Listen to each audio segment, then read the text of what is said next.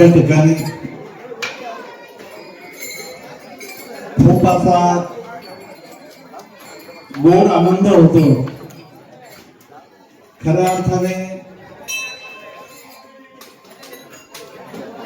आमच्या भास्कर कुटुंबातील जांभळीतली लक्ष्मण बाबांची आई आणि ती दिली तुमच्या खेमनर कुटुंबामध्ये आंबऱ्यात. म्हणून भास्कर कुटुंबाचा आणि खेमनर कुटुंबाचा खूप मोठं नाव लक्ष्मण बाबांनी कमवून ठेवलं. पण हे तुम्हाला आम्हाला माहित नव्हतं. आपले आजोबा पजोबा ते आपले वंशज मेंढपाळ आडाणी होते. म्हणून हा इतिहास आपल्याला बरीचशी वर्षे उलगडला नाही. खऱ्या अर्थाने 89 साली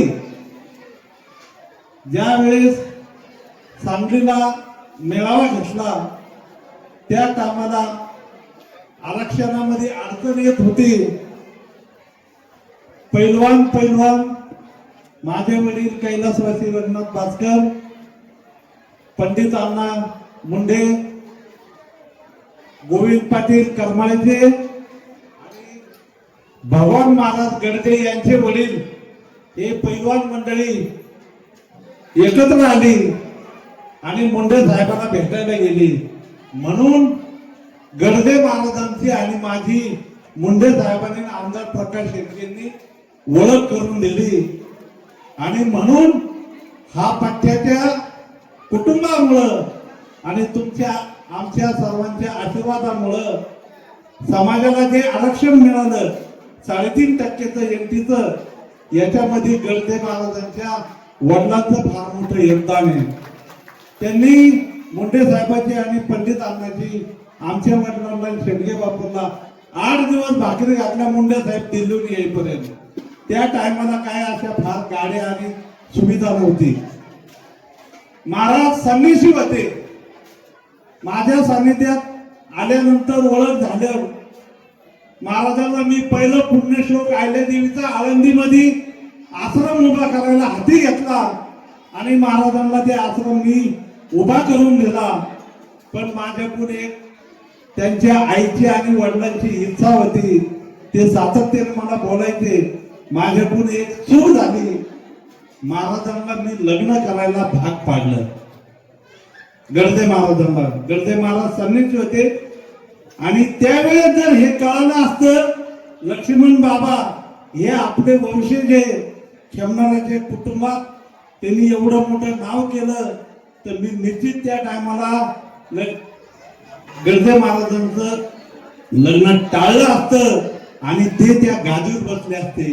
आपल्या नात्यातल्या कुटुंबातलं कुणी ही लक्ष्मण बाबांची संन्यासीची गादी आहे आणि त्या गादीवर आपल्या समाजातलं नात्या गोत्यातलं कुणी नसल्यामुळं लक्ष्मण बाबांचा इतिहास पुढे आला नाही. आम्हाला जसं जसं कळालं आणि तुम्ही गावकऱ्यांनी त्याच्यात फार मोठी उभारी आणि उडी घेतली. आपण देवगडला जातो. देवगडला किसनगीर महाराजांचं दर्शन घ्यायला जातो. किसनगीर महाराजांनी सगळ्यात जास्त सेवा लक्ष्मण बाबांची पाटकुळी घेऊन दवाखान्यात नेऊन सेवा केली. लक्ष्मण बाबांचे शिष्य किसनगिरी महाराज देवगडचे. तुम्ही बीडला जाता भगवान बाबांकर. भगवान बाबा हे लक्ष्मण बाबांचे शिष्य. तुम्ही नारायणगीर महाराजांनी 85 साली इथं सप्ताह केला आणि त्या सप्त्यामध्ये उल्लेख केला. तुम्हाला आम्हाला हे सगळं कळालं. नारायणगीर महाराजांचे गुरु कोंडीबा काका गवडी सोमेश्वर महाराज हे लक्ष्मण बाबांचे शिष्य.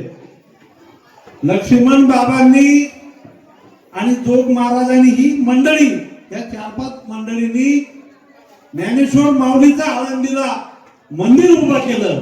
हा इतिहास आहे. It is not joke. याच्यामध्ये सगळ्यात महत्वाचं माझ्या 9 शिक्षण संस्था आहे, तुमच्या गावात पण शिक्षण संस्था आहे, इथं शिक्षक आणि प्राध्यापक मंडळी भरपूर आहे. जगामध्ये जे आज कीर्तन करायचं जे शिकवलं आणि कीर्तन करतात महाराज मंडळी, ते लक्ष्मण बुवांनी कीर्तन करायचं प्राध्यापक म्हणून लक्ष्मण बुवांनी कीर्तन करायचं शिकवलं. हे पहिले शिक्षक लक्ष्मण बुवा, हे तुम्हाला आम्हाला अजून माहित नाही. म्हणून काही लोकांना आयल्या देवी सुद्धा अजून माहित नाही. आयल्या देवीचा फोटो काहींच्या घरात नाही. महाराजांनी मगाशी सांगितलं, गेल्या 30-32 वर्षापासून तोंडीमध्ये महाराजांना मी सत्ता उभा करायला लावला. तोंडीमध्ये जो सत्ता उभा केला, तोंडीचं वैभव उभं राहिलं. आणि माझी गावकऱ्यांना विनंती आहे, खऱ्या अर्थाने या लक्ष्मण बाबांच्या संन्याशीची गादी आहे, याच्यामध्ये मी हात जोडून विनंती करतो, कुणीही राजकारण पक्षपात कोणी आणू नका. फक्त लक्ष्मण बाबाच्या मठासाठी गावाची वैयक्तिक मी कोणाची जागा मागत नाही, पण गावाच्या ग्रामपंचायतीची जागा आजूबाजूला चांगल्या ठिकाणी कुठं असेल तेवढी जागा फक्त लक्ष्मण बाबाच्या आश्रमासाठी उपलब्ध करून द्या. मग पुढे आपण आश्रम कसा उभा करायचा ते बघू. आणि देवाच्या कृपेने तुमच्या एखादा खेमनर कुटुंबातला संन्यासी महाराज उभा राहिला तर आपण त्या गादीवर बसू आणि लक्ष्मण बाबाची गादी चालवू. हे मी का बोलतो, लक्ष्मण बाबांची आई आमच्या कुटुंबातली होती आणि म्हणून मी हक्काने तुमच्या संग का बोलतो. लक्ष्मण बाबांनी खेमनर कुटुंबाचा हा फार मोठा, फार म्हणजे याला गिनतीच नाही, तुमचं नाव फार मोठं केलं. म्हणून माझी विनंती आहे. आणि मी गर्जे महाराजांना कीर्तनासाठी विनंती केली.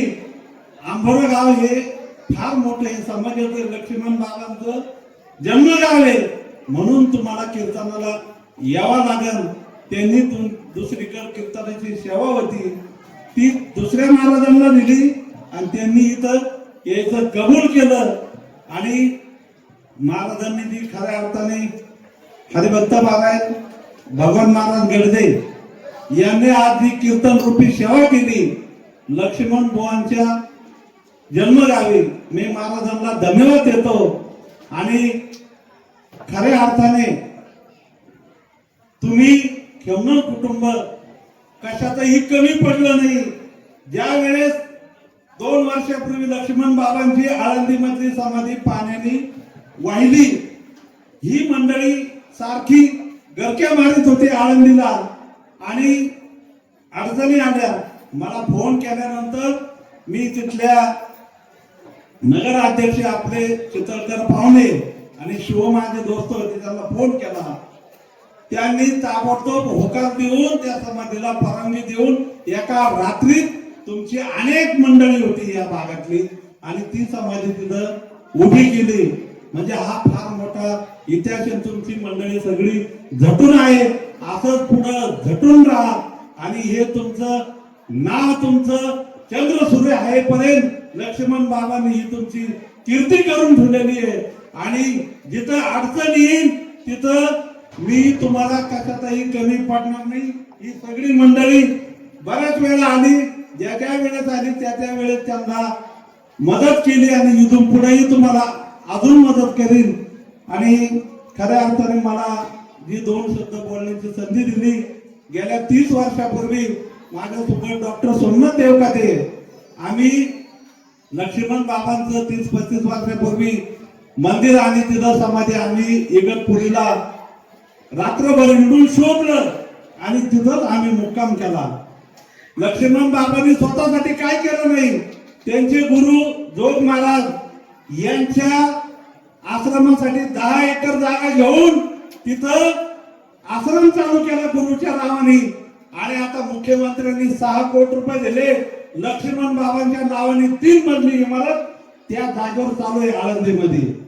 म्हणून फक्त जन्मगावी काहीतरी व्हावा म्हणून अशी इच्छा आहे.